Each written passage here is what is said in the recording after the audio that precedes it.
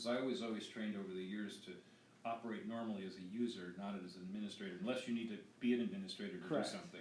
Yeah, and that is a good practice, and that is something I was actually going to mention here in a little bit.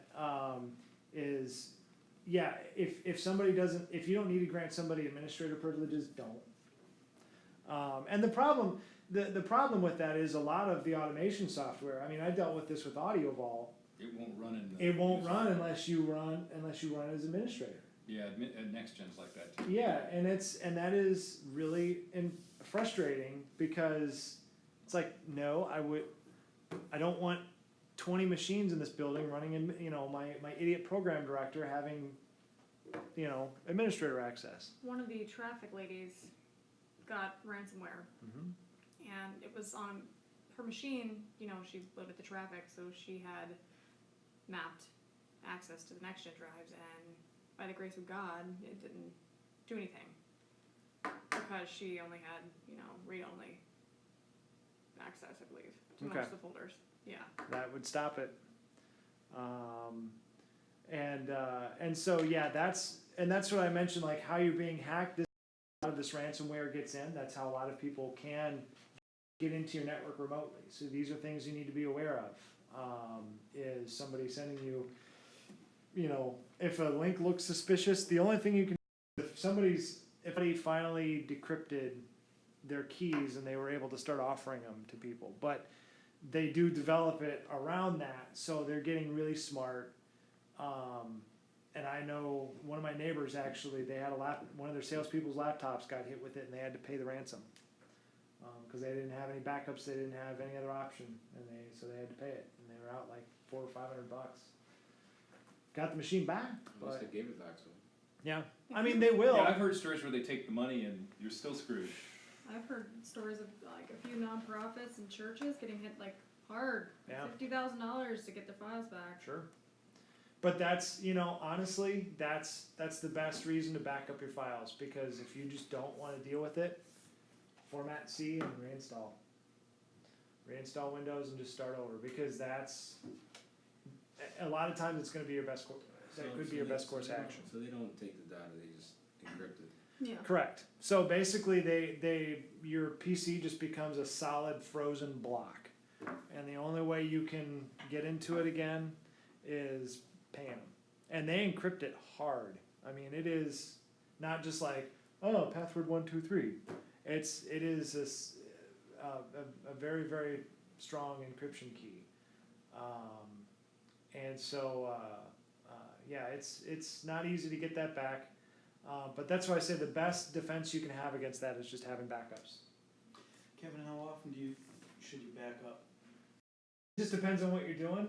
When I was in charge of the automation systems and the production systems, I was doing it every month or two, generally. I had the config files never really changed, but I was actually imaging the drives every couple of months, and just saving images of each automation machine so that if I needed to, I could just walk in, restore the image, and I lost. Cronus. Yeah, Cronus is good, and I was going to share another one. There's another one called Clonezilla, and that's free. This is for what?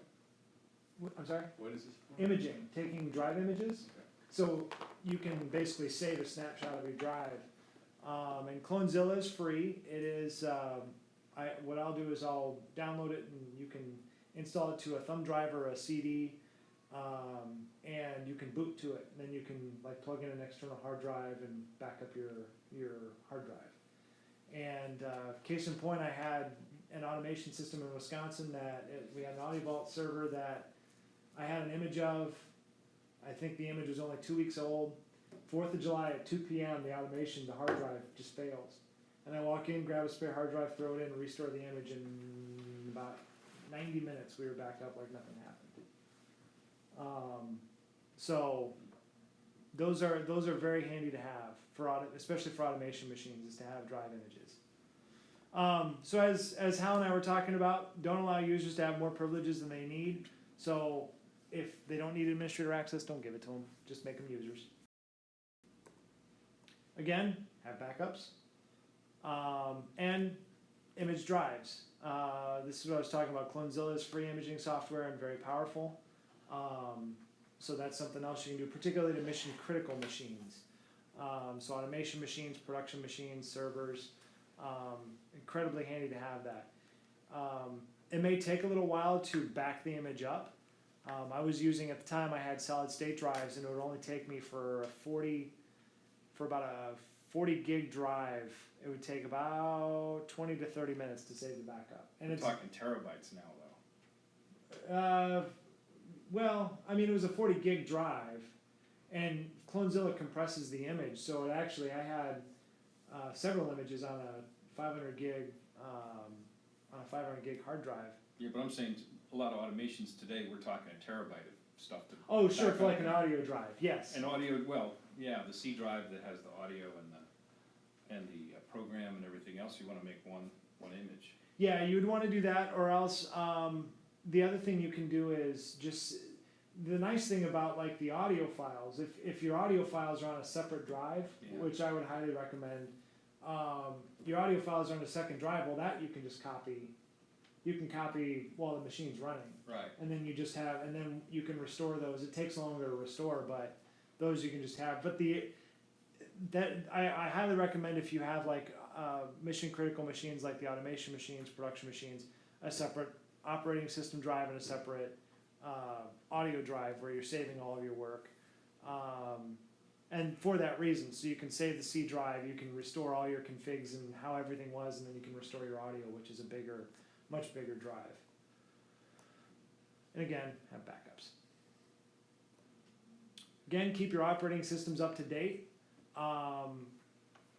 If you have Windows XP, get rid of it. It is a huge vulnerability. And more importantly, whatever is running on it and the hardware that it is running on is probably going to be hitting end of life fairly soon, meaning that it's going to be failing and you're probably not going to have a lot of luck. You're going to have a more difficult time reinstalling it on a newer machine. So if you have machines that are XP, which there's still a lot of machines, a lot of software that won't